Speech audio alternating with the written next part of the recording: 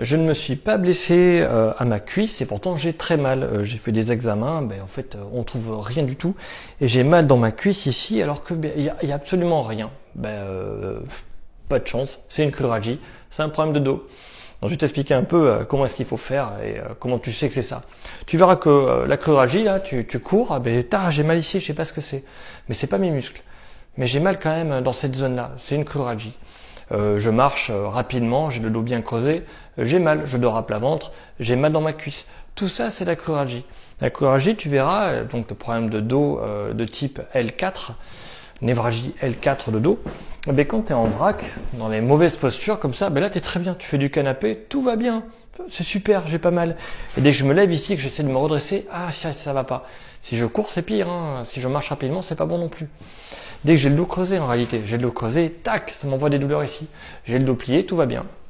Donc le premier truc à faire si tu veux guérir, c'est faire du canapé.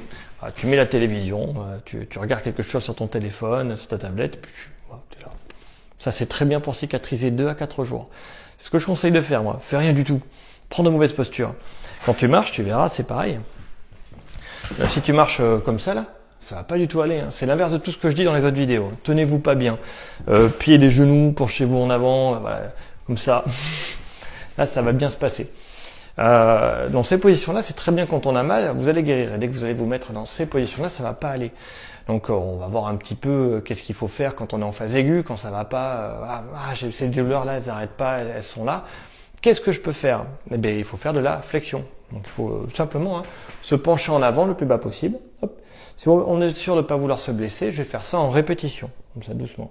Je vais faire des répétitions de me baisser en avant. Et puis je vais étirer quelque chose. Donc si vous avez mal que dans la cuisse, vous êtes en général au stade chronique, il y a quelque chose qui marche pas très bien. Ça peut être très bien au début. Je fais des allers-retours, je touche la douleur, je reviens, je touche la douleur, je reviens. Je peux même la maintenir ici. Attention, une fois que je la maintiens, donc c'est plus de 45 secondes pour vraiment étirer. Et jusqu'à 3 minutes. Après, quand je me redresse ici, ça va un peu mieux. N'oubliez pas que là, ça va pas aller. Plus vous allez en arrière, plus vous allez avoir mal. Et plus vous êtes penché en avant, mieux ce sera. Moi, ce que je conseille à faire aussi avec celui-là, c'est un étirement que je montre souvent. Hop. Voilà, l'étirement en rotation. Je le montre quasiment dès qu'on parle de dos. C'est normal, c'est le premier truc à faire pour relâcher les muscles du dos. Et là, vous verrez qu'après, toutes les postures et les statiques que vous prendrez seront les bonnes. Alors, pour vous, c'est pas ça, c'est ça. Donc, je vous montre. Tac, tac, tac. Ah oui, parce que il faudrait que je fasse d'autres vidéos, parce qu'après, il faut que j'explique comment on fait pour récupérer lorsqu'on est chronique de ça et pour pouvoir courir et tout faire. Mais on commence d'abord par le début, c'est-à-dire se soulager un petit peu. Donc moi, je conseille de faire cet exercice en premier avant l'autre. Là, je fais ici, là, je passe mes deux pieds, là, je les fais chuter, je passe l'un par-dessus l'autre. Et là, je vais ouvrir ici. Voilà. Et ça va tirer en général au dos, plus ou moins les fessiers. Et j'ai juste j'amène mon genou vers le sol et ici mon épaule vers le sol, je souffle pour aller le plus loin possible. Je peux mettre du poids là avec quelque chose ici pour aller encore plus loin. Pour vous montrer de l'autre côté, c'est là. Je croise, hop, je tire là, et voilà. Là je tire ici, là j'amène mon genou passe par-dessus l'autre pour aller le plus possible vers le sol. Et là j'ouvre ici et puis j'attends, tout simplement.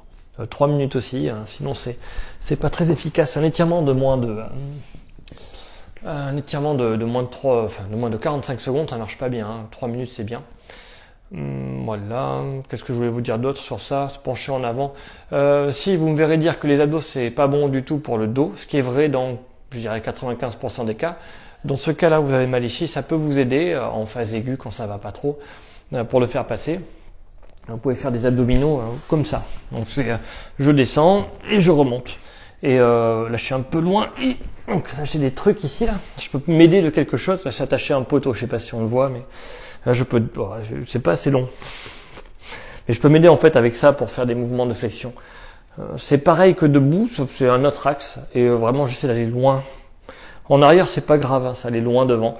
Comme ça, on fait des abdos, mais c'est pas les abdos qui soignent, c'est le moment de flexion, tout comme lorsqu'on est debout. Hop, ce moment de flexion va améliorer.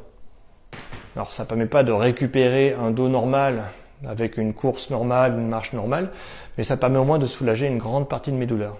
Je vais faire les autres vidéos aussi.